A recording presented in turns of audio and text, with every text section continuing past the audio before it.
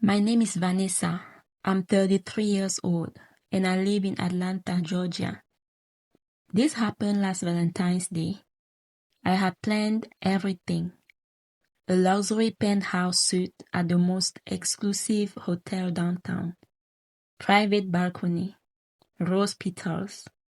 Champagne. Live violinist. I paid for it weeks in advance because I wanted to surprise my husband. His name is Marcus. We had been married for 3 years, and lately things felt distant. Not terrible, not dramatic, just quiet, too quiet. So I thought maybe we just needed romance again. Maybe he needed to feel appreciated. Maybe I needed to remind him what we had. So I booked the suite under my name. I told him I had a small dinner planned. But what he didn't know was that I was going to show up at the hotel first, decorate it myself, make it personal, because love should feel intentional. But the night before Valentine's Day, my phone rang. It was the hotel, the front desk manager. Her voice was calm, too calm. Miss Vanessa? Yes. Ma'am, we need you to come in tomorrow morning. I frowned. Is something wrong with the suite? Then she said, you should come alone. My heart slowed. Alone? Yes, ma'am. Silence. And then she added, we reviewed something regarding your reservation. Reviewed something. That's not normal language. That's careful language. I asked her directly, did someone check in? Another pause. Then she said, I can't discuss details over the phone. But please, don't tell your husband.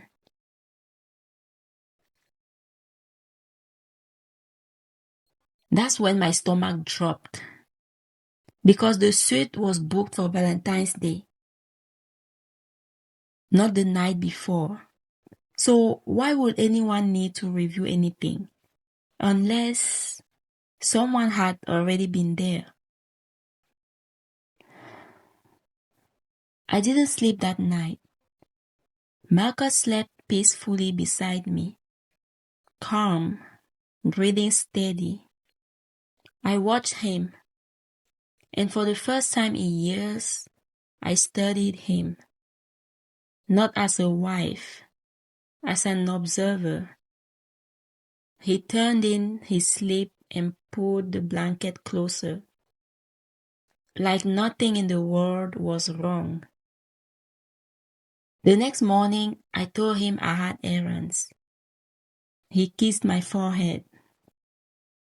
Don't stress yourself out. The irony. I drove to the hotel.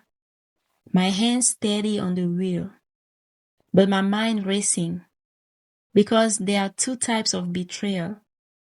The kind you suspect, and the kind that confirms itself. I didn't know which one I was about to face. The manager met me in a private office. She looked uncomfortable, not guilty, just sympathetic. She said, Miss Vanessa, your suit was accessed last night. My throat tightened. That's impossible. She nodded slowly. That's why we are reviewing this. Then she turned her screen toward me. Security footage. Timestamp, 8:42 p.m. The elevator doors opened. And there he was, Marcus. wearing the same jacket he told me he was returning, laughing, smiling, holding the hand of another woman. My suite number visible in the corner, room 2703. The room I paid for. The room I decorated in my head. The room meant for love. He swiped the key card and walked in with her. I didn't cry. I didn't scream. I just stared. Because sometimes shock doesn't explode. It freezes. The manager said softly, "They checked out early this morning. They charged drinks and room service. On my card." My chest burned. Not because of the money, but because of the audacity. He didn't just cheat. He cheated on my reservation, my effort, my intention. I asked one question. Did he know it was booked under my name? She nodded. Yes. That's when clarity hit me. This wasn't accidental. It was comfortable. He felt safe, confident, untouchable. And that confidence came from underestimating me. I didn't confront him immediately. Instead, I thanked the manager. I asked for a copy of the footage. I asked for a printed receipt. Then I made one small request. Can we keep the suit tonight? She looked confused. Yes, ma'am. Perfect. I drove home calmly. Marcus was making coffee. Hey baby, everything okay? I smiled. Perfect. I handed him a small envelope. Happy early Valentine's. Inside was a note. Be ready at 7 p.m. He grinned. You are spoiling me. If only he knew. At 7 p.m., I told him we were going to the hotel. He looked surprised, but excited. We arrived. The staff greeted us professionally. The same suit. Room 2703. He stepped inside.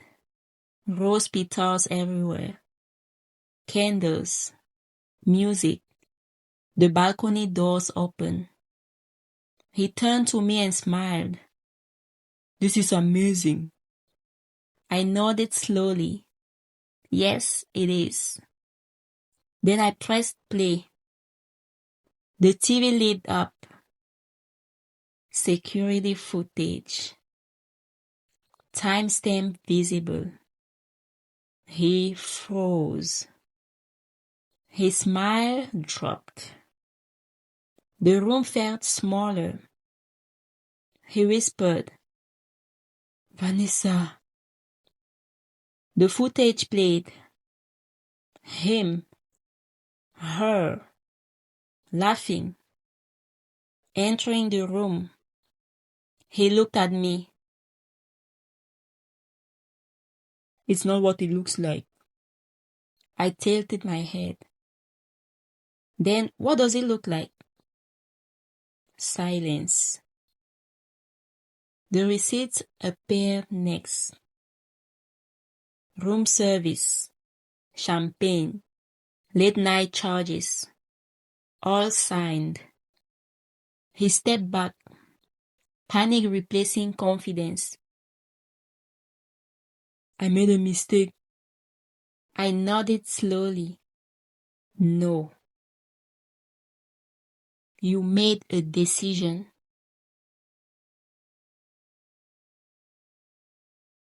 Then I said the final thing he didn't expect. The divorce papers are already filed. His face went pale.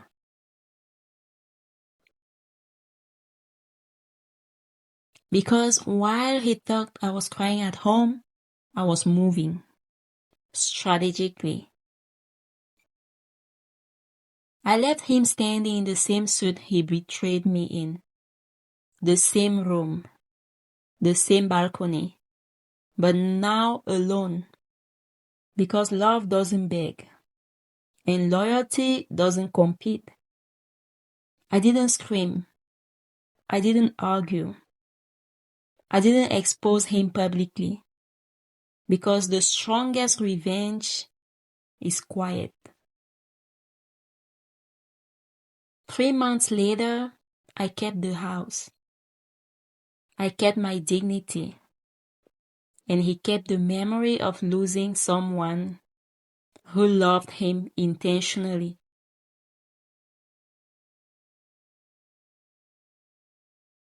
He thought I needed him, but what he really needed was honesty, and that he couldn't afford. If you have ever been underestimated, if you have ever loved intentionally, subscribe, because here the quiet ones always win.